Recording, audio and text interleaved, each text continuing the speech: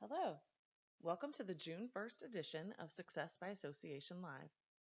Today's issue is sponsored by Jordan Price Law Offices. We thank them for their continued support of AENC. Today's article is written by Jim Slaughter and is reprinted with permission. The article is titled Thoughts on Bylaws, Individual Amendments, Bylaws Revisions, and Best Practices on Amending Bylaws. There are usually three main governing documents that most nonprofit corporations have today: corporate articles, bylaws, and board policy. The corporate articles, or articles of incorporation or corporate charter, are a legal document filed with the state and should have only statutory requirements, such as name of organization, address, service agent, etc. That said, older articles sometimes have additional provisions, including ones touching on governance, such as who can serve as a director, board size, date of annual meeting, etc. If you are considering bylaws changes, make certain to get a copy of any corporate articles to make certain there are no provisions of concern or that conflict. Board policy tends to deal with issues the board has control over, and often the bylaws direct or make reference to board policy concerning disciplinary procedures, election procedure, etc. That leaves the bylaws, which tends to be the highest governing document that members regularly consult. If your parliamentary authority is Robert's Rules of Order newly revised, the latest 12th edition, released in 2020, provides that, in general, the Constitution or the bylaws, or both, of a society are the documents that contain its own basic rules relating principally to itself as an organization, rather than to the parliamentary procedure that it follows. In the ordinary case, it is now the recommended practice that all of a society's rules of this kind be combined into a single instrument, usually called the bylaws, although in some societies called the Constitution, or the Constitution and bylaws, even when it is only one document. The term bylaws, as used in this book, 2, defines the primary characteristics of the organization in such a way that the bylaws serve as the fundamental instrument establishing an unincorporated society, or conform to the corporate charter if there is one. 3, prescribes how the society functions, and 4, includes all rules that the society considers so important that A, cannot be changed without previous notice to the members and the vote of a specified large majority, such as a 2/3 vote, and B, cannot be suspended with the exception of clauses that provide for their own suspension under specified conditions. And that's from section 2(8). I've been involved in many amendments to and revisions of governing documents. There is no one-size-fits-all solution, as organizations are different as to purpose, membership, governance, politics, and personality. No one set of bylaws will fit all organizations. Good bylaws, like clothes, should fit the organization they are meant to serve. Without knowing the specifics of an organization and its needs, it's difficult to say one process is best for reviewing and amending the bylaws. That said, organizations I have worked with that have been most successful with bylaw changes have been very orderly in their process. This requires more effort and planning, but assures that maximum involvement has been achieved and that no significant aspect has been overlooked. While an organization's elected leaders and staff must make the final decision as to the best method, I recommend the following general process. Initial determination of goals. There are different reasons for bylaws changes: to correct typos in layout, to clear up inconsistencies, to create a better bylaws structure, or to make structural changes to the organization. Only after the purpose behind the process is determined can a final timetable be completed, because structural changes to the organization or combining documents require far more effort than simply improving wording. Typically, simple word changes can be completed within a few months with minimal membership involvement. A substantial modification or revision to bylaws usually takes a minimum of 9 months and should involve significant membership involvement. Initial determination of method of amendment. Governing documents tend to be amended in one of two ways: individual amendments or a revision. The method of approach will make a significant difference as to how the entire process is handled.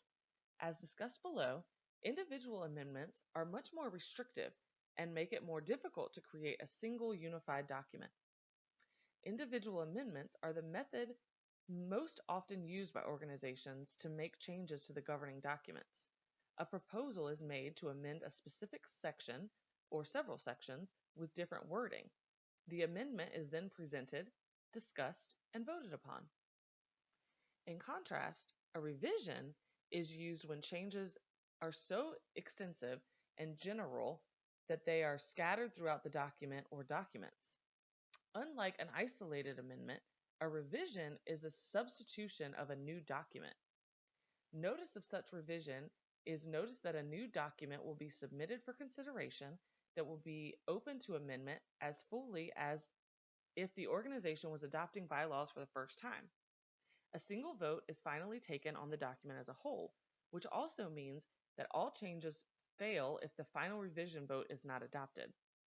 The advantage of a revision is that it permits conflicting language to be resolved and permits the creation of a single unified document. While revisions are typically used to make substantive changes, I've seen revisions devoted to grammatical and structural changes with no substantive alterations. On a few occasions, and not for the faint of heart, I've seen organizations consider multiple revisions at the same meeting. A revision constituting of grammatical changes was adopted unanimously with little discussion. A second revision of more substantive changes was discussed and adopted, and a few controversial amendments were debated and voted on individually. Member stakeholder input. Members or stakeholders should be given notice, possibly through emails, the association website, or a publication or mailing, that the organization is considering changes to the governing documents and that members can make suggestions for improving the governing documents. Centers of influence, such as the officers, board of directors, and committees, should be directly approached regarding the bylaws process and specifically asked for input.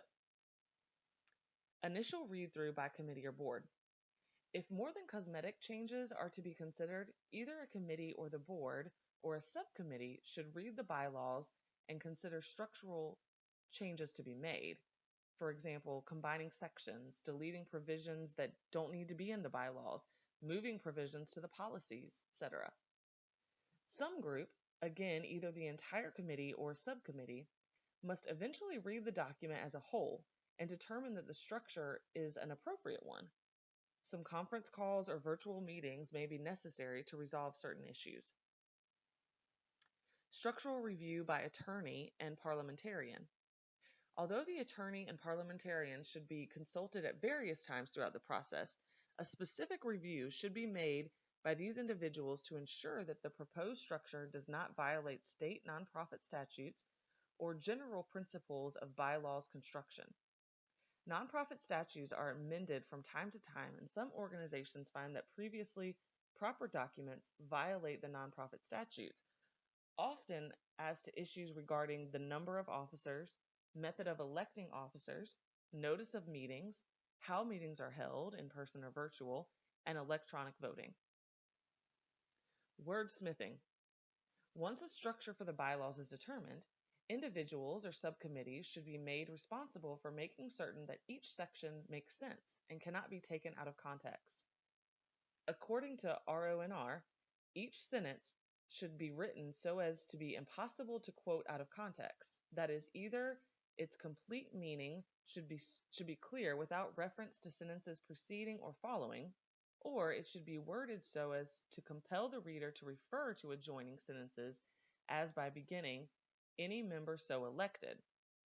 And that's from RONR 12th edition, 5611.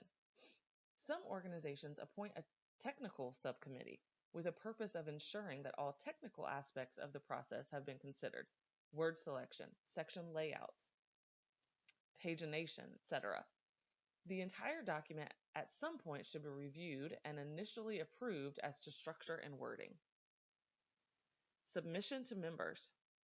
The entire draft bylaws should be made available to members, possibly by email or on the organization's website to avoid major costs. for review and comments. The committee chair should forward comments, possibly by email, for consideration and decision. Some conference calls or virtual meetings may be necessary to discuss certain issues. Persons forwarding proposals should receive prompt replies as to recommendations. Public hearing.